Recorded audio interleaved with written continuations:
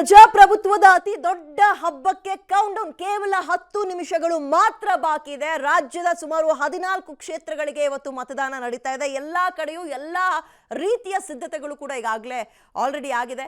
ಮತದಾರರು ಬಂದು ಕಾಯ್ತಾ ಇದ್ದಾರೆ. ಇನ್ಯಾಕ್ ತಡ, ಮನೇಲಿರುವಂತವ್ರು ನೀವು ಕೂಡ ಹೋಗಿ ನಾನು ಒಂದು ವೋಟಿಂದ ಏನ್ ದೇಶ ಉದ್ಧಾರ ಆಗ್ಬಿಡುತ್ತಾ ಅನ್ನೋ ಪ್ರಶ್ನೆಯನ್ನ ದಯವಿಟ್ಟು ಮನಸ್ಸಲ್ಲಿ ಇಟ್ಕೊಳಕ್ ಹೋಗ್ಬೇಡಿ. ಒಂದೊಂದು ವೋಟಿಂದಲೂ ಕೂಡ ಗೆದ್ದಿರುವಂತವ್ರು ನಾವು ನೋಡಿದ್ವಿ. ಅವ್ರು ಗೆಲ್ತಾರೋ ಬಿಡ್ತಾರೋ ಅದೆಲ್ಲ ನಮಗೆ ಬೇಕಾಗಿರೋದು ನಮ್ಮ ಕರ್ತವ್ಯ, ನಮ್ಮ ಹಕ್ಕನ್ನ ನಾವು ಚಲಾಯಿಸಬೇಕು, ನಮ್ಮ ಜವಾಬ್ದಾರಿನ ಮುಗಿಸ್ಬಿಡ್ಬೇಕು. ಇದು ಬರೀ ಹಕ್ಕಲ್ಲ, ನಮ್ಮ ಕರ್ತವ್ಯ ಕೂಡ ಹೌದು. ನಾವು ಇದನ್ನ ವೋಟ್ ಹಾಕಿದ್ವಾ, ನಾಳೆ ದಿನ ನಮಗೆ ಪ್ರಶ್ನೆ ಮಾಡಕ್ಕೆ ಧೈರ್ಯ ಇರುತ್ತೆ, ನಮಗೆ ಪ್ರಶ್ನೆ ಮಾಡಕ್ಕೆ ನೈತಿಕತೆ ಇರುತ್ತೆ, ಇಲ್ಲಾಂದ್ರೆ ಏನೂ ಇರಲ್ಲ. ಓಕೆ, ಇದರ ನಡುವೆ ನಾವು ಇನ್ನೊಂದ್ಸಲ ಹೇಳ್ಬಿಡೋದಾದ್ರೆ ನೋಡಿ, ನಿಮ್ಮ ಹತ್ರ ವೋಟರ್ ಐ ಡಿ ಕಳೆದೋಗಿದ್ರೆ, ಮಿಸ್ ಆಗಿದ್ರೆ ಅಥವಾ ಇನ್ನೇನೋ ಆಗಿದ್ರೆ ನಿಮ್ಮ ಹತ್ರ ಇರುವಂತಹ ಬೇರೆ ಐಡೆಂಟಿಟಿ ಅಥವಾ ನಿಮ್ಮ ಗುರುತಿನ ಚೀಟಿಗಳನ್ನ ತಗೊಂಡು ಹೋಗಿ. ಅದು ನಿಮ್ಮ ಬ್ಯಾಂಕ್ ಪಾಸ್ಬುಕ್ ಆಗಿರ್ಬೋದು, ಆಧಾರ್ ಕಾರ್ಡ್ ಆಗಿರ್ಬೋದು, ಪ್ಯಾನ್ ಕಾರ್ಡ್ ಆಗಿರ್ಬೋದು, ಯಾವುದಾದ್ರೂ ಒಂದು ಇಟ್ಕೊಂಡಿರ್ತೀವಿ. ವೋಟರ್ ಐ ಡಿ ಅಂತೂ ಅಪ್ರೂಫ್ ಬಳಸ್ತೀವಿ ಬಿಡಿ, ಆಧಾರ್ ಕಾರ್ಡ್ ಅಂತೂ ಪದೇ ಪದೇ ಬಳಸ್ತಾ ಇರ್ತೀವ. ಈಗ ನೇರವಾಗಿ ಬೇರೆ ಬೇರೆ ಜಿಲ್ಲೆಗಳಲ್ಲಿ ಹೇಗಿದೆ ಪರಿಸ್ಥಿತಿ ಅಂತ ನೋಡ್ತಾ ಹೋಗೋಣ. ಮೈಸೂರು ನೋಡಿದ್ವಿ ಅಲ್ವಾ, ಈಗ ಕೋಲಾರ ಮತ್ತೆ ತುಮಕೂರಿಗೆ ಹೋಗೋಣ. ಕೋಲಾರದಿಂದ ನಮ್ಮ ಪ್ರತಿನಿಧಿ ರವಿ ಮತ್ತು ತುಮಕೂರಿನಿಂದ ಮಂಜುನಾಥ್ ಇಬ್ರು ಲೈವಿಗೆ ಜಾಯ್ನ್ ಆಗ್ತಿದ್ದಾರೆ. ಇಬ್ಬರಿಗೂ ಕೂಡ ಗುಡ್ ಮಾರ್ನಿಂಗ್. ನನ್ನ ಧ್ವನಿ ಕೇಳಿಸ್ತದೆ ಅನ್ಕೊಂಡು ಕೋಲಾರಕ್ಕೆ ಹೋಗೋದಿದ್ರೆ ರವಿ, ಯಾವ ರೀತಿಯ ಅಂದ್ರೆ ಸಿದ್ಧತೆಗಳೆಲ್ಲೂ ಮುಗ್ದೋಯ್ತಾ? ಮತದಾರರು ಬಂದು ಕಾಯ್ತಾ ಇದ್ದಾರಾ ಬೂತ್ಗಳ ಬಳಿ? ಡೀಟೇಲ್ಸ್ ಏನ್ ಕೊಡ್ತೀರಿ ರವಿ ಸದ್ಯಕ್ಕೆ?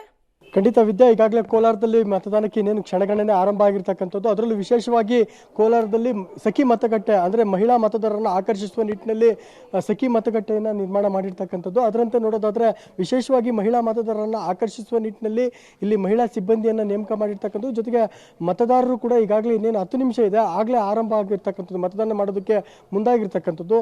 ನಾವೀಗ ದೃಶ್ಯಗಳಲ್ಲಿ ನೋಡೋದಾದರೆ ಇಲ್ಲಿ ಶಾಮಿಯಾನವನ್ನು ಅಳವಡಿಸಿರ್ತಕ್ಕಂಥದ್ದು. ಜೊತೆಗೆ ಏನು ಮಹಿಳಾ ಮತದಾರರನ್ನು ಆಕರ್ಷಿಸುವ ನಿಟ್ಟಿನಲ್ಲಿ ಬಲೂನ್ಗಳನ್ನು ಜೊತೆಗೆ ಶಾಮಿಯಾನವನ್ನು ಹಾಕಿ ಸ್ವಾಗತ ಮಾಡೋದಕ್ಕೆ ಮುಂದಾಗಿರ್ತಕ್ಕಂಥದ್ದು. ಇನ್ನು ಏನು ಅಂಗವಿಕಲರು ಆಗಮಿಸಿದಂಥ ಸಂದರ್ಭದಲ್ಲಿ ಅವರಿಗೆ ಅನುಕೂಲವಾಗುವ ನಿಟ್ಟಿನಲ್ಲಿ ವೀಲ್ ಚೇರ್ ಅನ್ನು ಅಳವಡಿಸಿರ್ತಕ್ಕಂಥದ್ದು. ಜೊತೆಗೆ ಕುಡಿಯುವ ನೀರಿನ ವ್ಯವಸ್ಥೆಯನ್ನು ಮಾಡಿರ್ತಕ್ಕಂಥದ್ದು. ಇನ್ನು ಮಹಿಳಾ ಮತದಾರರನ್ನು ಆಕರ್ಷಿಸುವ ನಿಟ್ಟಿನಲ್ಲಿ ಇಲ್ಲಿ ಮಹಿಳಾ ಸಿಬ್ಬಂದಿಯನ್ನೇ ನೇಮಕ ಮಾಡಿರ್ತಕ್ಕಂಥದ್ದು, ಮಹಿಳಾ ಪೊಲೀಸ್ ಸಿಬ್ಬಂದಿಯನ್ನೇ ನೇಮಕ ಮಾಡಿರ್ತಕ್ಕಂಥದ್ದು.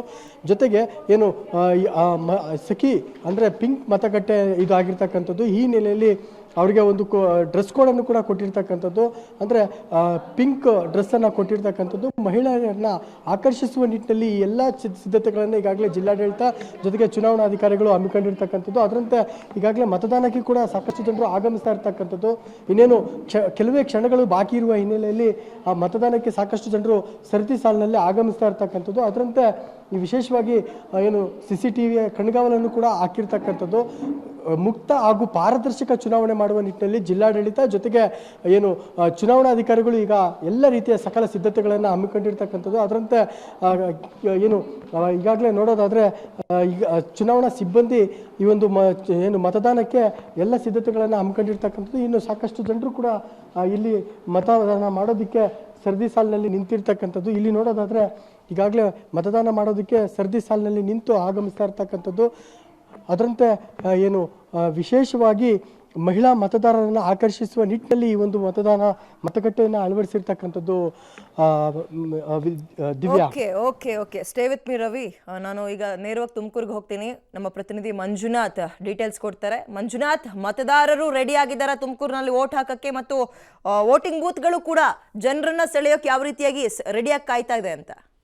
ಎಸ್ ವಿದ್ಯಾ, ಪ್ರಜಾಪ್ರಭುತ್ವದ ಹಬ್ಬದ ಸಂಭ್ರಮ ತುಮಕೂರು ಜಿಲ್ಲೆಯಲ್ಲೂ ಕೂಡ ಮನೆ ಮಾಡಿರುವಂಥದ್ದು.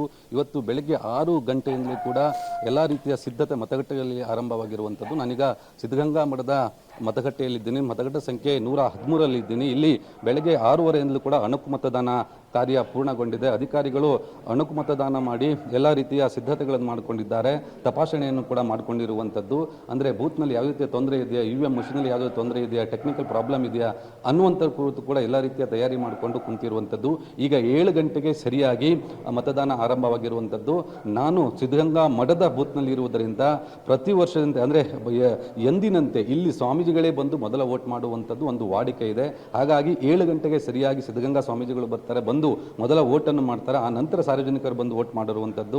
ಹಾಗಾಗಿ ಇಲ್ಲಿ ನಮಗೆ ಸಾಲುಗಟ್ಟು ನಿಂತಿರುವುದನ್ನು ಕಾಣಲಿಕ್ಕೆ ಸಾಧ್ಯತೆ ಇಲ್ಲ. ಯಾಕಂದರೆ 7 ಗಂಟೆ ಮೇಲಿಂದ ನಿಧಾನವಾಗಿ ಸಾರ್ವಜನಿಕರು ಬಂದು ಮತದಾನ ಮಾಡುವಂಥದ್ದು. ಸೊ ಹಾಗಾಗಿ ತುಮಕೂರು ಜಿಲ್ಲೆಯಲ್ಲಿ ಒಂದು ಒಟ್ಟು 8 ವಿಧಾನಸಭಾ ಕ್ಷೇತ್ರ ಸೇರಿದಂತೆ ಸುಮಾರು 1846 ಮತಗಟ್ಟೆಗಳಿವೆ. ಆ ಎಲ್ಲ ಮತಗಟ್ಟೆಗಳು ಕೂಡ ಸೂಕ್ತ ಭದ್ರತೆಯನ್ನು ಕೂಡ ಪೊಲೀಸರು ಒದಗಿಸಿರುವಂಥದ್ದು. ಶಾಂತಿಯುತ ಮತದಾನಕ್ಕೆ ಎಲ್ಲ ರೀತಿಯ ತಯಾರಿಯನ್ನು ಚೆಲ್ಲಾಡತ ಮಾಡಿಕೊಂಡಿರುವಂಥದ್ದು ವಿದ್ಯಾ. ವೆಲ್, ಥ್ಯಾಂಕ್ ಯು ಮಂಜುನಾಥ್ ಮತ್ತು ರವಿ ಇಬ್ಬರಿಗೂ ಕೂಡ. ಕೋಲಾರ ತುಮಕೂರಿನಲ್ಲೂ ಕೂಡ ಆಲ್ರೆಡಿ ಹೇಗೆ ಮತಗಟ್ಟೆಗಳು ಸಿದ್ಧತೆಯನ್ನು ನಡೆಸ್ಕೊಂಡಿವೆ, ಜನ ಕ್ಯೂನಲ್ಲಿ ಬಂದು ಕಾಯ್ತಾ ಇದ್ದಾರೆ ಅನ್ನುವಂಥದ್ದನ್ನು ನೋಡಿದ್ವಿ. ಸೊ ಇನ್ನೇನು ಕೆಲವು ನಿಮಿಷಗಳು, 5 ರಿಂದ 6 ನಿಮಿಷ ಆದರೆ 7 ಗಂಟೆಗೆ ಕಾಲಿಡ್ತೀವಿ ನಾವು. 6:53 ಎಕ್ಸಾಕ್ಟ್ ಆಗಿ ಈಗ 7 ಗಂಟೆಗೆ ಮತದಾನ ಆರಂಭ ಆಗುತ್ತೆ. ಆಲ್ರೆಡಿ ಹಲವು ಕಡೆ ವೃದ್ಧರು ನೋಡಿ ಪಾಪ ಜೋಡಿಯಾಗಿ ಬಂದು ದಂಪತಿಗಳು ಕಾಯ್ತಾ ಇದ್ದಾರೆ ವೋಟ್ ಹಾಕೋಕೆ.